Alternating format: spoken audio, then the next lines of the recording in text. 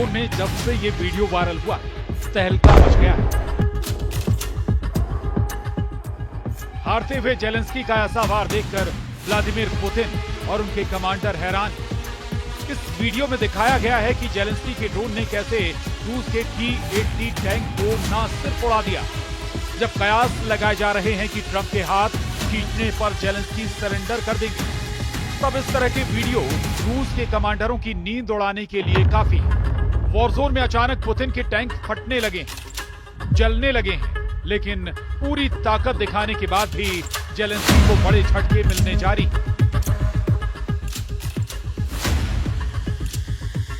White house में Trump और Zelensky के बीच हुई इस तीखी बहस के 3 दिन बाद ट्रंप ने एक नया हुक्म जारी किया है और ये हुक्म एक नई गारंटी दे रहा है। गारंटी इस बात की कि यूक्रेन ये युद्ध पक्का हारेगा। डोनाल्ड ट्रंप के बड़े फैसले ने पुतिन का काम आसान करना शुरू कर दिया है।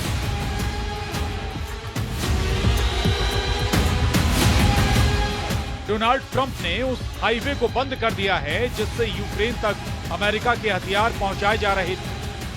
ट्रंप ने यूक्रेन को दी जाने वाली हथियार और बाकी मिलिट्री मदद पर रोक लगा दी। यानी अभी तक जो हथियार जेलेंस्की को मिले हैं, उसके बाद अमेरिका से कोई हथियार अब यूक्रेन नहीं पहुंचेंगे, क्योंकि अब रास्ते में खड़े हैं डोनाल्ड ट्रंप और उन्होंने हथियार सप्लाई पर स्टॉप वाला ऑर्डर जारी कर दिया। यूक्रेन में बहुत भयंकर युद्ध चल रहा है।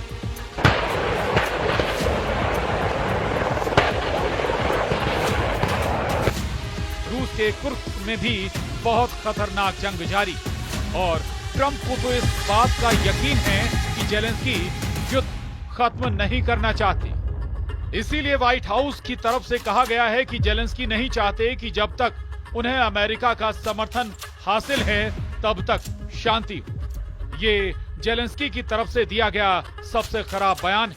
अमेरिका इसे बर्दाश्त नहीं करेगा। और फिर डोनाल्ड ट्रंप ने उस सड़क का फाटक बंद कर दिया जिस रास्ते से यूक्रेन हथियार पहुंचाए जाते हैं। यानी ट्रंप का ऐलान, अब यूक्रेन को नहीं मिलेंगे अमेरिका से हथियार।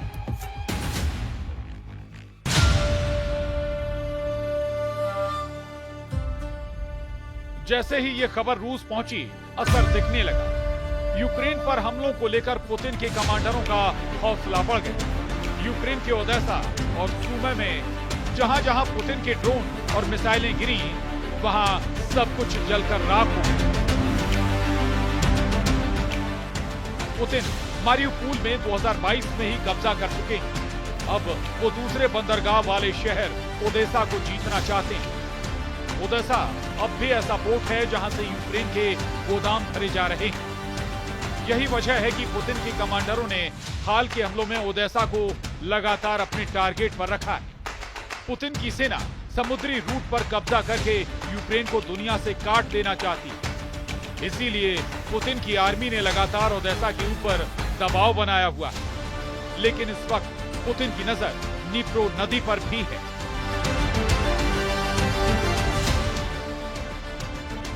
ऐसे में अब ट्रंप के हथियार रोको ऐलान के बाद जेलेंस्की के लिए ये मोर्चा संभालना मुश्किल हो सकता है। सवाल है कि जेलेंस्की को अमेरिका से जो हथियार मिले, उनकी सप्लाई बंद होने के बाद जेलेंस्की क्या करेंगे, कैसे अपने शहरों को बचाएंगे। अमेरिका ने यूक्रेन को अब तक जो हथियार दिए हैं वो वाकई कई मोर्चों पर गेम चेंजर साबित हुए हैं। और जो मदद बाइडेन के दौर में की गई है, उसने रूस को कई फ्रंट पर आगे नहीं बढ़ने दी। इनमें सबसे खतरनाक हिमार्स सिस्टम। अमेरिका ने यूक्रेन को ऐसे 40 सिस्टम दिए। अमेरिका ने यूक्रेन को 155 मिलीमीटर वाला गोला दागने वाली 200 तोप भेजी। अमेरिका ने जेलेंस्की को 105 मिलीमीटर का गोला दागने वाली 70 तोप दी थी। अमेरिका ने यूक्रेन को पैट्रियट और नेसम्स सिस्टम दिए, जो बेहतरीन एयर डिफेंस सिस्टम। इन्हीं की मदद से जेलेंस्की ने पुतिन की 7 हाइपरसोनिक मिसाइलों को मार गिराया और रूस के लड़ाकू विमान पर कीव के आसपास उड़ने से परहेज करते रहे। इसके अलावा अमेरिका ने यूक्रेन को अपने 31 एम्ब्रेम्स टैंक दी। अमेरिका ने यूरोप के देशों के जरिए 45 T-72 टैंक भी सप्लाई करवाए। अमेरिका ने यूरोप को 10,000 से ज्यादा एंटी टैंक जेवलिन मिसाइल भी दी।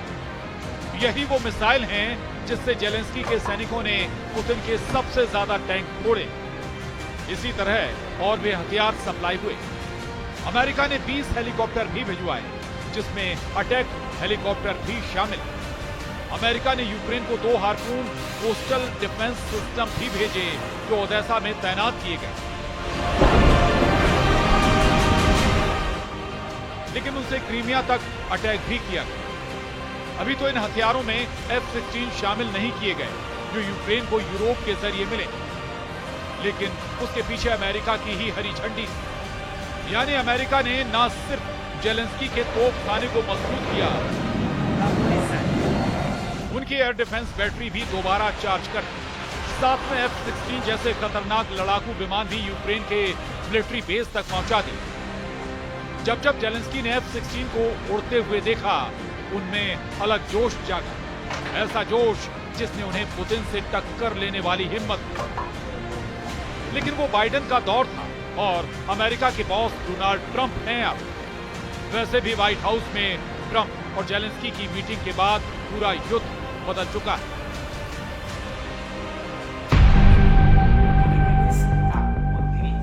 अब बड़ी खबर यह है कि यूक्रेन ने रूस की सेना पर बहुत बड़ा दावा किया है। खेरसोन में जेलेंस्की के कमांडरों का दावा है कि निप्रो नदी के मोर्चे को रूस किसी भी कीमत पर जीतना चाहता है।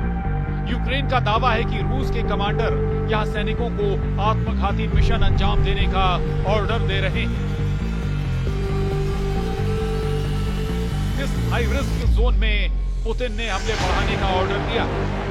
खेरसोन की जमीन ने खूब जाने ली और यहां नुकसान सिर्फ रूस का ही नहीं हुआ, यहां यूक्रेन के फौजी भी बड़ी तादाद में मारे गए। जब पुतिन ने 2022 में यूक्रेन में युद्ध शुरू किया, तब उसका सबसे बड़ा लक्ष्य था क्राइमिया को रूस के मेनलैंड यानी मुख्य भूमि से जोड़ना। इसके लिए खेरसोन और मारियुपोल पर कब्जा जरूरी था। यहीं से पुतिन हाईवे बनाकर क्राइमिया तक पहुंचना चाहते थे। लेकिन खेरसोन की जंग आसान नहीं रही। जब से यूक्रेन की सेना को अमेरिका से हाइमार्स रॉकेट सिस्टम मिला, रूस की इस इलाके पर पकड़ ढीली होती गई। बाद में दूसरे हथियारों से भी यूक्रेन की सेना की रेंज बढ़ती गई और पुतिन की सेना को कई मोर्चों पर पीछे भी हटना। सवाल है कि अब जेलेंस्की क्या करेंगे, क्योंकि अमेरिका ने यूक्रेन को बड़े बड़े हथियार ही नहीं दिए। हालांकि ट्रंप ने जब से हथियार रोके हैं, जेलेंस्की के युद्ध को लेकर सुर बदल गए। अमेरिका ने जेलेंस्की के जवानों की छोटी छोटी जरूरत भी पूरी की। उनकी वर्दी से लेकर उन्हें जिन कलपुर्जों की जरूरत थी, वो भी अमेरिका ने पहुंचाए हैं। -डिग्री तापमान में भी जेलेंस्की की फोर्स अगर मोर्चे पर डटी रही, तो उसकी वजह अमेरिका से पहुंचने वाली रसद रही है। वैसे ये खबर इस वक्त यूक्रेन की हेडलाइन है। वहां के तमाम चैनलों पर यही मुद्दा छाया हुआ है। ट्रंप के हथियार रोकने वाले आदेश से यूक्रेन को बहुत ज्यादा दर्द हो रहा है, इसमें कोई शक नहीं। वैसे ट्रंप ने अपने इरादे राष्ट्रपति पद की शपथ लेने से पहले ही जाहिर कर दिए थे। अमेरिका ने नवंबर में ही यूक्रेन को अटैकम मिसाइल इस्तेमाल करने की मंजूरी दी थी। यानी 300 किलोमीटर की रेंज तक वाला वार जेलेंस्की के लिए करना आसान हो जाता। तब ट्रंप ने इसे बाइडेन की बहुत बड़ी गलती बताया था। वैसे इन हथियारों के बावजूद पुतिन ने अपने युद्ध में कोई कमी नहीं बरती। वो उन इलाकों पर और चोट करते आए जहां वो पहले से मजबूत थे। यूक्रेन के नक्शे पर ये ईस्ट कॉरिडोर देखिए, यानी डॉनबास का वो रीजन जहां लुहांस्क और डोनेस्क इलाके आते हैं। इसके साथ ही रूस दक्षिण में मारियुपोल और क्राइमिया तक रेड कॉरिडोर बनाना चाहता और इन्हीं इलाकों में मजबूत पकड़ हासिल करके वो यूक्रेन को बांटने वाली नदी नाइपर के जरिए ईस्ट और वेस्ट वाला फ्रंट तैयार करना चाहता है। अगला एक हफ्ता यूक्रेन के लिए बहुत अहम होने वाला है। जो हथियार रोकने का ऐलान हुआ है, वो भी अलग अलग फ्रंट से जेलेंस्की के पास बनाएंगे। तब कमांडर बताएंगे कि कौन से हथियार खत्म हो चुके हैं, कितने और बारूद की जरूरत है। तब जेलेंस्की के सामने असल चुनौती नजर आएगी।